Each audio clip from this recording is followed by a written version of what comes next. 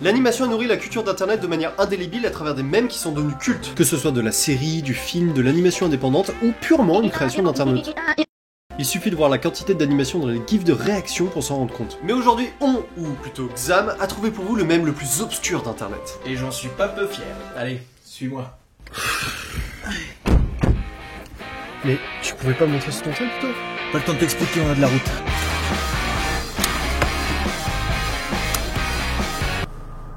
Tu peux conduire, s'il te plaît? J'ai pas le permis. Oh, putain.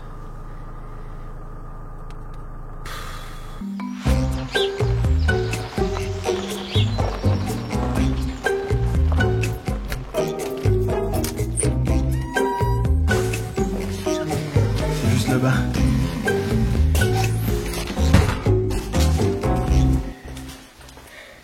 Le voilà.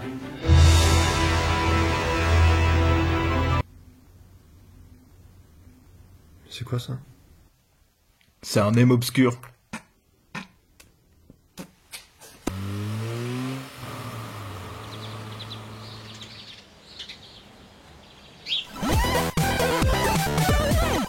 C'est pas mal ça, toi, c'est fort. Donc aujourd'hui on va parler d'un des mèmes les plus étranges d'internet, le Glob Glob Gab Galab.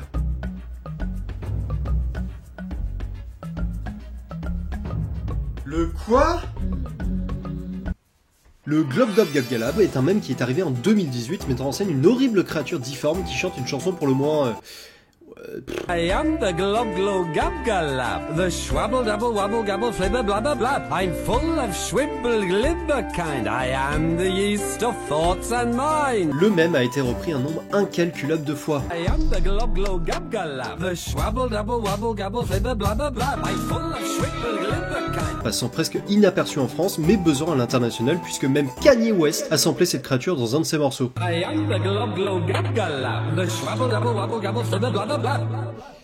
Et son origine est pour le moins assez farfelue puisqu'il nous vient d'une petite comédie musicale de 30 minutes. Stravinsky and the Myster's House, créé par le studio Hope Animation. Et on est en droit d'en attendre beaucoup puisque le trailer nous annonce que le film s'inspire des plus grands Disney et du monde de Narnia. Mais avec un budget de 6 000 $ et une équipe de 1 personne. Donc pour le monde de Narnia, on repassera. Le film s'ouvre sur nos petits amis les animaux qui se baladent en forêt. Il y a Stravinsky, évidemment, sinon le titre du film serait Et la maison mystérieuse, Harald le hérisson, Klopstock la tortue et Elbow le lapin. Littéralement, Coude le lapin. Bonjour, je m'appelle Nombril.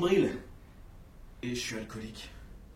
Bonjour Nombril. Il découvre, non sans surprise au milieu de la forêt, une gigantesque maison mystérieuse, mystérieusement abandonnée et décide de s'y rendre. Évidemment, sinon le titre du film serait Stravinsky. Et, une fois à l'intérieur, il se retrouve dans une splendide propriété étincelante avec de beaux volumes, une belle hauteur sous plafond et de très beaux mobiliers d'époque. Mais avant de faire une offre au prix, il décide de visiter la cave pour y chercher des livres. Alors pourquoi ils vont dans la cave?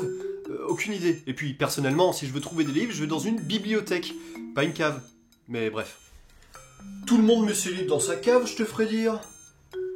Une fois arrivé dans la cave, ils y trouvent effectivement tout un tas de livres. Ah bah tu vois. Va être long cet épisode. Sur la couverture des livres, une tumeur grossit à vitesse grand V pour former des visages. Et comme si c'était pas assez cauchemardesque, les bouquins se mettent à chanter et danser. Read us and you won't go mad. Read us and you will be glad. Je suis pas sûr de vraiment saisir le sens des paroles. Je ressens un petit côté menaçant. Lisez-nous et vous ne deviendrez pas fou. Bizarre. Après ce splendide spectacle, un troll écossais fait son apparition et chante à son tour. Et désolé, mais je refuse de croire que c'est un nez, ça. Sa chanson raconte que la maison mystérieuse est bien mystérieuse, et comme c'est chiant, long et pas très bien chanté, Stravinsky va visiter d'autres pièces à la recherche d'une nouvelle chanson. Et il va tomber nez à nez avec un violoncelle dans le salon. Et désolé, mais je refuse de croire que ce sont des bras, ça. Le violoncelle commence à raconter des trucs, mais impossible pour moi de me concentrer parce que je lutte avec mon envie de gerber depuis le début du film, puisque la caméra n'arrête pas de bouger sur chaque putain de plan. C'est un cauchemar. Au secours. C'est pas parce que tu peux faire un mouvement de caméra que tu dois le faire à chaque fois. C'est donc ça la planète Dune. Plus d'arbres que ce que je pensais. Oui, car sur cette planète il y a des dunes. Des dunes de sable. Nom d'une pipe.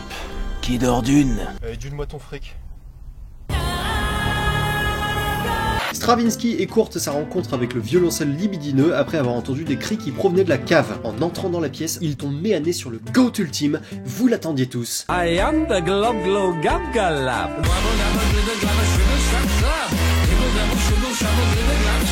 Dans cette chanson, le Globe explique que s'il ressemble à un gigantesque prépuce, c'est parce qu'il adore les livres et qu'à force d'en lire, il s'est transformé en cette créature immonde et informe. Stravinsky met donc le pauvre bougre en garde en lui disant qu'il devrait faire gaffe à ce qu'il lit. Ce qui est bizarre parce que lire normalement c'est plutôt bien vu, surtout pour un film destiné aux enfants. Et pour couronner le tout, les amis de la taupe sont comme figés devant leur livre en pleine lecture et risquent de se transformer eux aussi en monstres. Mais le Glob Gob Gag Galab dédramatise la situation en expliquant que bien qu'il ressemble à un gros tas de chair informe, il peut se transformer en plein de trucs différents super cool, comme un éléphant ou un aigle. Et je refuse de croire que ce sont des cerfs ça. Mais Stravinsky ne l'entend pas de cette oreille et appelle à la rescousse un nouveau personnage sorti de nulle part, la Reine Rouge. Elle branle les oreilles du lapin, ce qui transforme les livres en rats, et nos héros sont sauvés. Parce qu'en fait les livres étaient piégés par le roi des rats.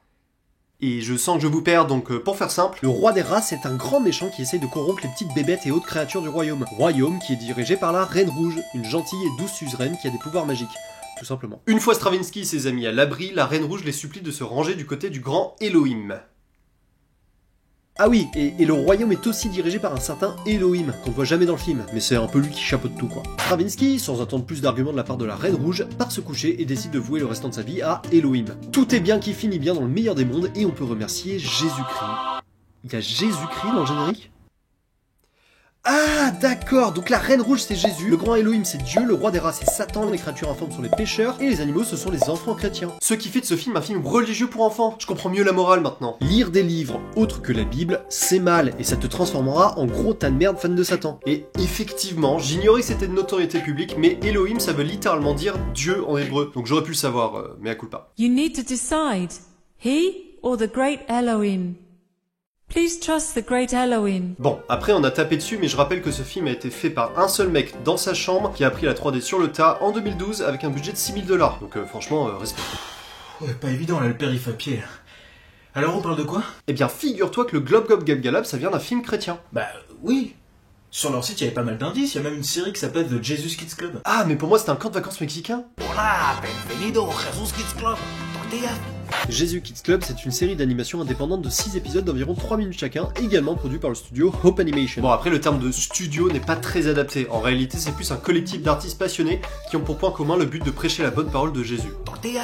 Dans cette série, on suit les aventures de Chris, Diana et Alex, tous membres du Jesus Kids Club, qui consiste globalement à faire du bien autour de soi. Et chaque épisode se conclut par une petite morale chrétienne. On commence par Alex, qui donne toutes les semaines la moitié de son argent de poche à la SPA, et il en profite pour faire coucou à son toutou préféré en 3D. Et au retour, comme à l'accoutumée, il nourrit un chat de gouttière dont il a peur. Un jour, en arrivant à la SPA, il apprend que le toutou est mort en 3D, il pleure en basse définition. En réalité, il a permis au chat de gouttière, qui était en fait une chatte avec 2 petits chatons, de survivre. Sauf qu'Alex, lui, n'est pas au courant et il a le cœur brisé à tout jamais. Morale de l'histoire, aide ton prochain et ton meilleur ami mourra. Je suis pas sûr que ce soit ça la morale. Diana, c'est la plus chiante de l'équipe. Elle distribue des prospectus de Jésus dans le voisinage, tout le monde les jette à la poubelle, sauf une petite fille à qui ça plaît. Morale, harcèle tes voisins jusqu'à ce que ça passe. Quoi? Non mais c'est pas ça. Chris, lui, son truc c'est d'aller rendre visite à un vieux qui arrête pas de se foutre de sa gueule parce qu'il prie avant de manger son sandwich. Sauf qu'un jour, le vieux il déprime parce qu'il est triste et il prie avec lui. Quand t'es vieux, t'es triste. J'ai l'impression que tu paraphrases beaucoup quand même. Et enfin, le Jesus Kids Club se fait harceler par Gum, un petit con insupportable, qui finit à l'hôpital à cause d'une maladie grave et il voit Jésus. La morphine donne des hallucinations. Bon, tu le fais exprès, tu vois bien que c'est pas ça la morale. Si t'es méchant, tu finiras à l'hôpital. Jesus Kids Club finalement c'est pas si terrible, non, c'est très cuculapraline, c'est traîné, mais les épisodes sont courts, bien rythmés et parfois même rigolos. Rigolo pour quelqu'un qui n'a jamais entendu une blague de sa vie, certes, mais rigolo quand même. L'animation y est plutôt amateur, le design des enfants pue la défaite et me fait penser à des vieilles animatroniques des années 70 oubliées à la foire du trône, mais à l'instar de Stravinsky, la série a été réalisée par une seule personne. Et c'est à cette même personne que l'on doit une autre production du studio qui a particulièrement retenu notre attention, puisqu'il s'agit d'un jeu vidéo. Pilgrim's Progress, adapté d'un dessin animé, lui-même adapté d'un livre. C'est un petit peu le Harry Potter chrétien quoi. Et c'est pour votre plus grand plaisir qu'on s'est procuré une copie du jeu pour la modique somme de 1 livre 99.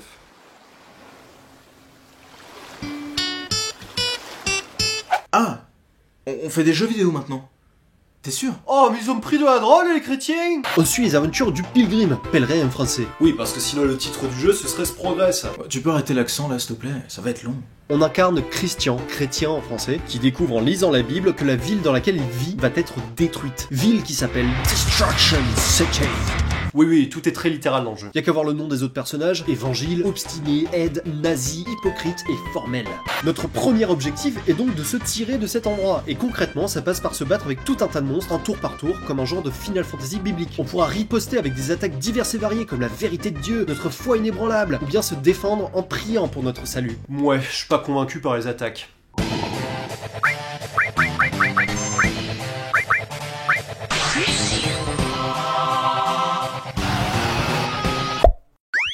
Globalement, le jeu est assez facile, notre vie remonte toute seule entre les combats, et même durant, et si jamais on meurt, pas de soucis, Jésus est là pour nous ressusciter et on repart de plus belle avec tout un tas de bonus qui rendent les combats beaucoup plus simples. Merci Jésus. De nada. Une fois sorti de la ville, on a pour but de rejoindre le paradis, mais le chemin sera long et compliqué, et pour ce faire, on va devoir se débarrasser de notre fardeau rempli de péchés, représenté par le sac sur son dos. Eh bah putain, il doit s'envoyer du porno scatophile tchécoslovaque au petit-déj vu la taille du bordel, hein. On finit par se débarrasser de notre fardeau en le refilant à Jésus, trop occupé à mourir sur la croix pour refuser. On sera par la suite équipé d'une armure et d'une épée, parce que c'est plus facile de prêcher la bonne parole avec une épée qu'avec un bouquin.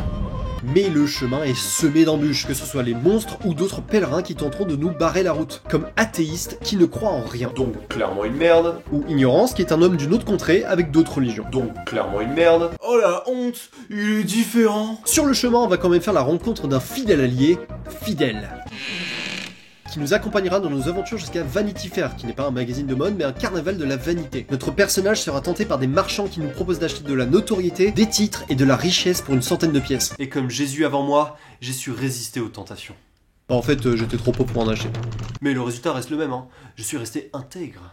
Juste avant de sortir du carnaval, un marchand nous interpelle parce que j'ai rien acheté et nous jette en prison. Finalement, rien de grave, après un procès expéditif, le juge me sermonne et décide de me libérer. Fidèle, lui, est brûlé vif.